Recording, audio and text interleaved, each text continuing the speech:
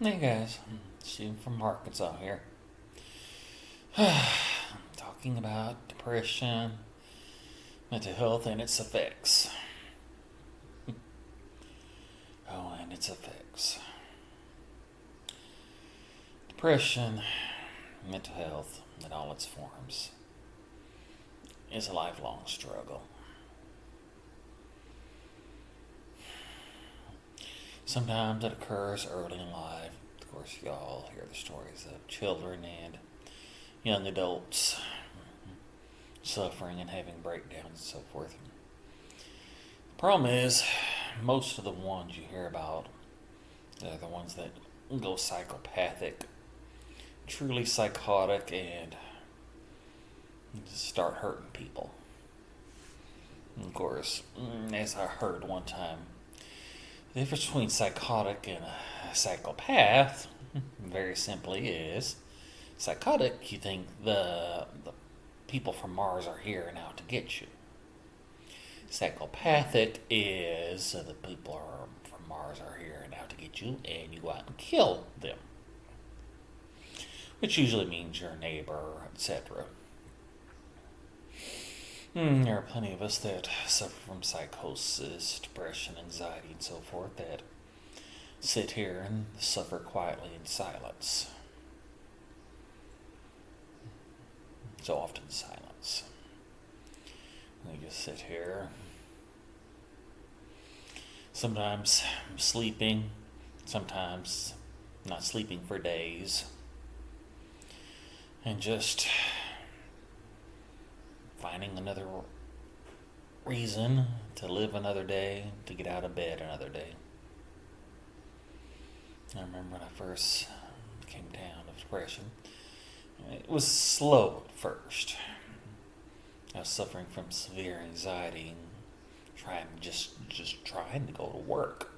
I was still able to function to an extent. That's another thing a lot of people don't realize.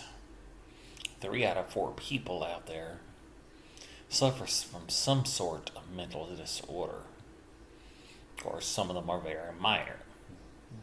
So to say it's 3 out of 4 might be an exaggeration, but not much of one. Because it's like somebody out there is having some kind of problems at all times. It just depends on how much and whether or not you can get over it. At first, mine was to the point where I could function to an extent.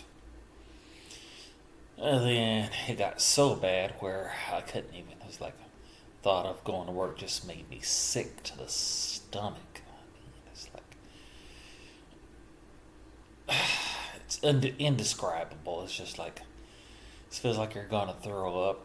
You just have this huge dizziness.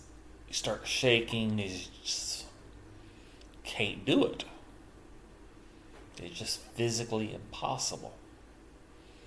Now, I knew there was something wrong with me. So it was like at that point, I just took off from work, and thankfully at that point I still had insurance. I started going to the doctor, and I described my symptoms to the doctor, and of course they knew it was anxiety and depression. So I started taking medications at first. At first, they seemed to help. Not a huge extent, mind you, but it seemed to help. But I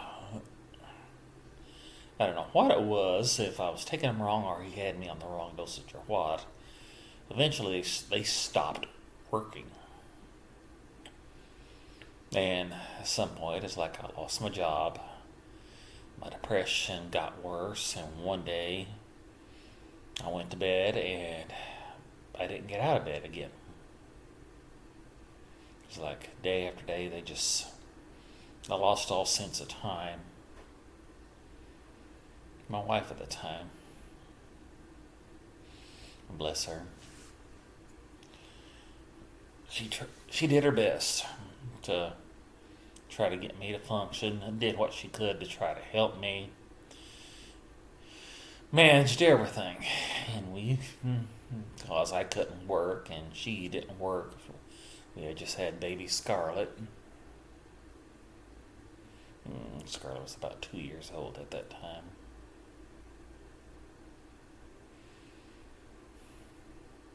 And we steadily got into debt. She started trying to go to work, of course, with a husband that was barely functioning. A child we had just discovered was autistic, and Ruby was still, oh, she was 9 at the time, 9 or 10 at the time. Wonderful child. She was so full of energy. As we found out later, she had ADD, ADHD, actually. She was very hyperactive, could hardly focus. So, I had a small child, a toddler who was autistic, and a husband who was suffering severe depression and psychosis. And it's like at one point, it's just I knew she was trying to kill me. Seriously, I actually believe she was trying to kill me. It's like, thankfully at some point when she had started to work at this place, and this woman she was working with mentioned that her husband was suffering from depression. He had gotten down to where he couldn't work. His was due to back pain. And she said she could voluntarily stick me in a psychiatric ward. So it was like, one day she came to me, roused me enough where I could hear her, and said, it's like, I can't take this anymore, Stephen. We need to take you somewhere to get help. And it's like, I've heard it's like some people with mental disorders refuse assistance. It's like I didn't. It's like I knew something was wrong with me, and what we were doing at that time was not working. It was not. I remember at one point we went to get our medications, or my medications to be exact. She took me. She started to the point where it's like, I went to the mental health doctor, it's like, he would ask me, it's like, no, how's the medication? I'm fine. That's the difference between sadness and depression.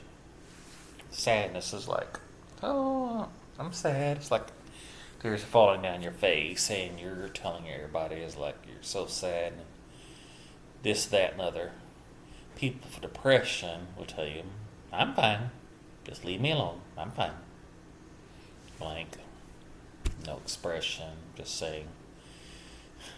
That commercial is pretty good. It's like, though you don't smile, where it shows this woman putting a smiley face in front of her face and talking about depression.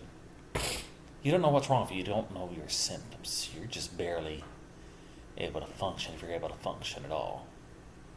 And I was on the worst end of depression. It's like I couldn't really function at all. It's like just getting out of bed. My wife, I love her so much. It's like that's one of the reasons why I gained 100 pounds. All I did was sleep and eat. It was like barely doing anything else. She would try to make me get up and do stuff, and it was like it was a struggle just to raise up. Something. It's the body's fighting something. It thinks it's sick, so it needs to rest when you're suffering from depression. And so it's like, I need to sleep. That's what your body's telling you. And it's not working. It's just making you worse. Sleeping too much in itself isn't a problem. It's like, it's a side effect of depression. Sleeping too much does not cause depression. Depression causes you sleeping all the time. It's like, thankfully she took me to a mental hospital. I was there for about 2 weeks, and they switched around my meds and got me some more therapy. And I came out. I was actually able to function. I started remarkably feeling better after 2 years. And that was over the holidays. I started feeling better. I don't remember exactly when. I think it was New Year's.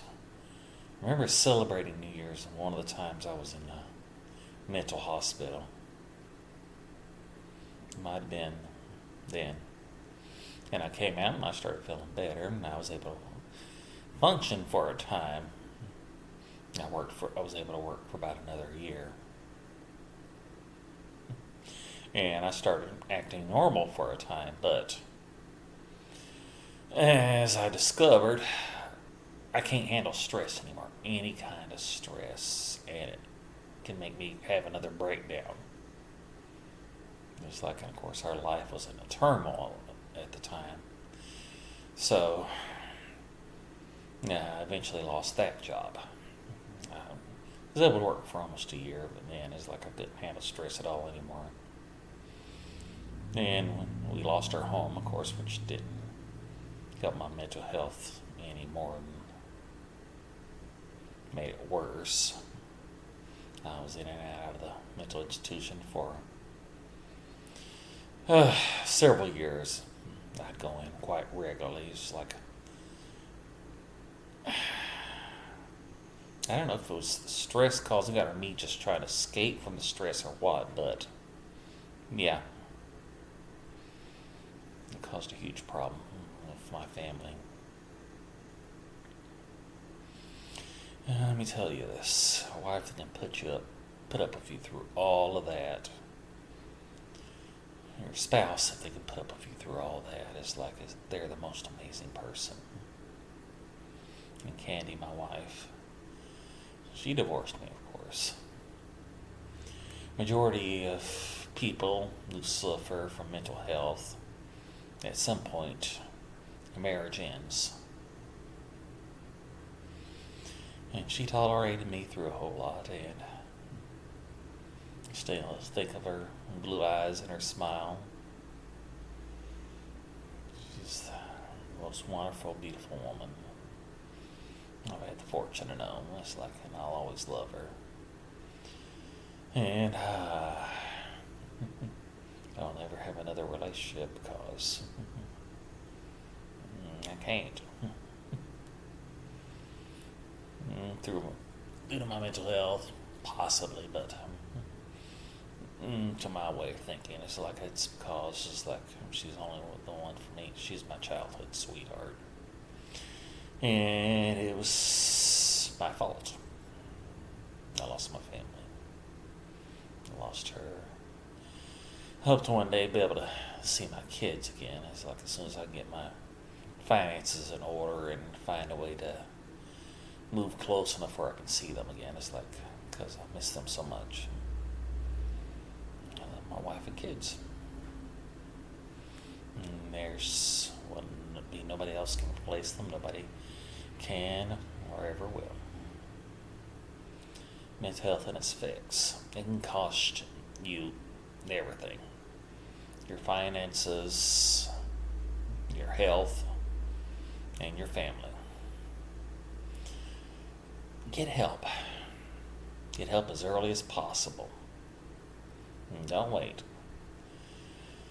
It's like, take the medications. They might not work at first, so they're not working and they're refusing to get you some new medications. You check yourself into the ER, emergency room, mental health facility, and say, I'm here and I need help. It's like, and they can get you some medications until it's time to renew your medications. Know this, it's like, people suffer from mental health. They're all around you. And just cussing somebody out, just yelling at them for no reason because you're having a bad day, you're not helping them. You're not helping yourself. You're just hurting everybody around you. It's like, be kind to one another. Be nice to one another. You don't know what that person is going through, guys. Do your best. Be blessed. And have a good Friday. And have a happy Easter. Remember the reason for the season. Thank you, guys. Stephen from Arkansas, signing off.